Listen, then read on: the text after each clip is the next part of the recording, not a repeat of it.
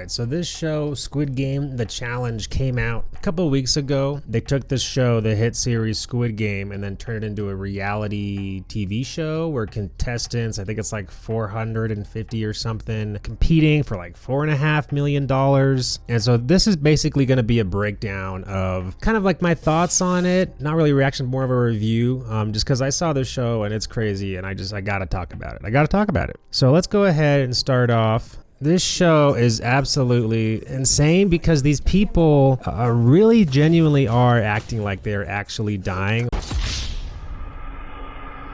There's a couple of characters who are just absolutely insane. Let's start off with this chick right here, 229. She does this weird thing. I guess she's lesbian. She's married to a woman, but she does this weird thing where she's like, I don't like these men sitting around talking. We got to put a stop to this. This is absolutely insane. And it kind of comes across as like low-key sexist. Kind of weird, but whatever. Ultimately, the main thing I didn't like about her was that she says like, oh, I've just been, chilling in the back and I'm a prowler waiting to pounce.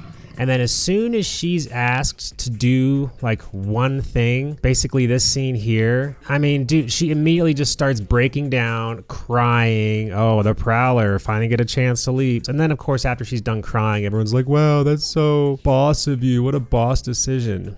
I'm just like, dude, it's so fake. Another thing that I kind of thought was weird was that this demographic of like 400 and some people they have, it's clearly designed in a way to be 30% straight men, 30, maybe 40% like women, and then 30, I guess another 30% gay men. I mean, it's just, and because there's not this much to take it. I work in an industry where there's a lot of gay men. On average, there's not this many gay men in the population. So they clearly went out on a limb to get more just for the ratio. And my main guess is this, if you're gonna have all these people living together, sleeping together in this giant dormitory, the women might feel more safe just being around gay men instead of just predominantly all straight men. And then plus, they probably want the morality boost of like, look, we're inclusive.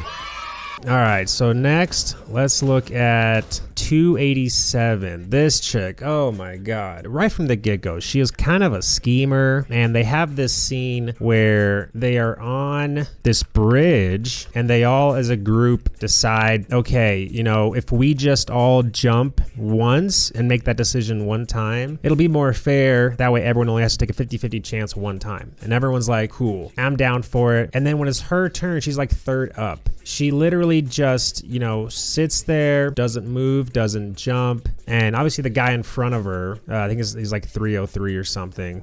He is basically forced to jump again, and he's pissed at her, understandably so, because she's not following, what they all talked about doing. Yeah, so she's like looking back, why aren't you jumping? You're not jumping. And yet she's, even if he gets out, she's gonna be next up. So I don't know why she's not taking her part and playing fairly. But of course she doesn't. He has to jump again, he jumps, he falls, he loses. You lose! And what's so weird is then afterwards, later on, everyone in the group just pretends or forgets that like, oh, that didn't happen, except for one chick, Mai, who is, she's like the OG, dude. She's honestly smart as hell. In the next challenge, she immediately tries to eliminate Ashley because she's like, you didn't play fairly. You cheated. We all agreed on this. And then everyone else is like, oh my gosh, you're singling her out. I can't. Like, dude, did you all just forget what just happened? It's just so like nasty the way that she played it. And what was so weird is he was not willing to like turn around and be like, hey, what are you doing? We agreed. I don't know if it's just like a social pressure thing, but I just thought it was weird that he didn't say anything, wasn't willing to speak up. Like, dude, if that was me, best believe I'm gonna be like, hey, we agreed. What are you doing? I'm not jumping. Like, you gotta jump. Like, at least make her feel bad. This is like, you're about to be out of the show. All right, now let's talk about this guy. He's kind of seen as like the villain of this show because he is very like assertive, kind of a toxic, masculine, typical jock type. But really,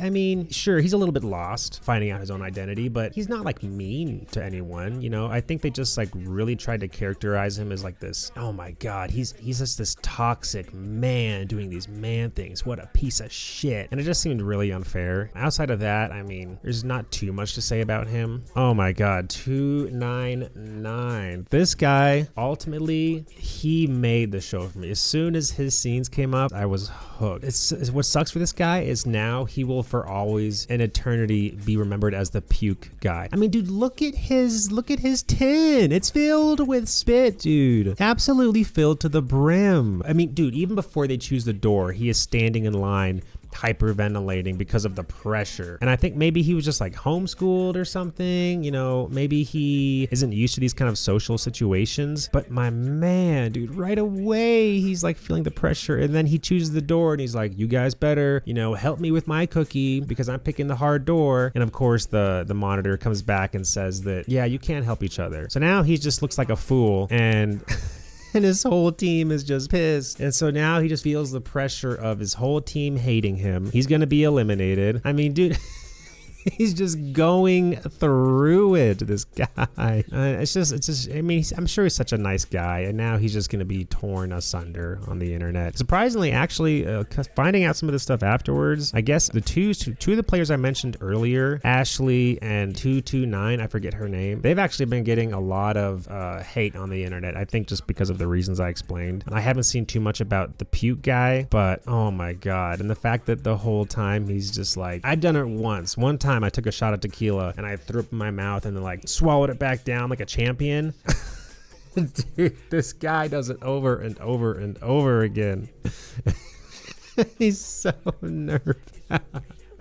And the whole time he's trying to just not throw up. And everyone around him is like, please stop gagging. And then he sees, dude, I've seen the lean look. This has been memed to hell on the internet. And then he gets shot. Oh, poor guy. But you know, I can't deny it makes for a great freaking television. I gotta say, this show was just, I mean, super entertaining. Like it's just like a must watch from beginning to end. The only kind of drawbacks or things I didn't love was, I won't spoil it, but the final three who end up like, you know, getting to the finals and the person who wins, like it was kind of underwhelming for me. Like you have all this, I know that you can't like pick certain people, but you have this huge cast of people that all had really distinct personalities, and the final three were kind of just like three bland people, which I was kind of like, you know, but obviously like you just got to do what you get. And then, I mean, I get that like they put so much work and emphasis into this show that, and like time, money, production, so much work was put into this. And so they definitely tell the people, like, hey, really, you know, really hem it up, really dramatize everything. And they do, for sure. Like, it's almost at some points it's a bit too over the top. Like, okay, you don't have to sob and cry because, you know, someone like you got eliminated or someone you liked was eliminated. Like, they act like they're actually dying. And it kind of gets to be a bit much at times. Outside of that, I mean, I guess one of the most interesting things is just, there's another kind of behind the scenes episode on Netflix, and it shows like for the red light, green light, man, the amount of time and work they put into that. So I think in the show, it goes pretty quick, but basically they had to let everyone go, stop everyone. They had a team of people at that point kind of go over the footage of all of them coming to a stop, and then finding, like, I guess as well as like motion sensors, you know, finding the people that moved afterwards. And so then like one by one, they're having to, okay, this person moved, okay, this person moved, and someone else is like, oh, I got one, this person moved. And that process takes like probably, so each time these people are standing, they're still, you know, to us, it's like a couple of seconds, but in reality, it was like 20 minutes. And I think that's why this squatting girl was out, because first of all, I don't know why she decided to squat. I mean, it makes no sense. But to us, it seemed like she was only squatting for like a couple seconds, but really it was probably like 20-30 minutes as she was sitting there squatting. And I guess that also the reason that they have their hands in their pockets was because it was super cold in that room that they were in. But then yeah, just watching the amount of money that Netflix must have spent on this freaking show is just crazy. But hey, I mean, it's worth the watch, man. You gotta freaking watch it. Outside of that, yeah, dude, great show. Would super recommend. I think anybody would love this, especially if you love like reality TV. It is just so freaking entertaining. And the people, I mean, I was kind of surprised. Like, a lot of the people are just not like stand-up people. They're very like two-faced, backstabby. A lot of them are super petty. You know, one person will look at them the wrong way and they'll be like, oh my God, that person is such a terrible human being. I need to do everything I can to get them voted out of this show. And it's just like, okay, it gets to be a bit much, but I don't really have like a score meter yet, but I would just say 2 thumbs up. I'd highly recommend watching this. All right, well, that's pretty much it for this video. I haven't submitted any videos for a while, but I'm going to start kind of, streaming, and then also just kind of, talking about reviews, reactions, stuff like that. So thank you. Thanks for coming back to this channel if you haven't seen it in a while. And I'm going to try to get this thing back going again. Awesome. Bye.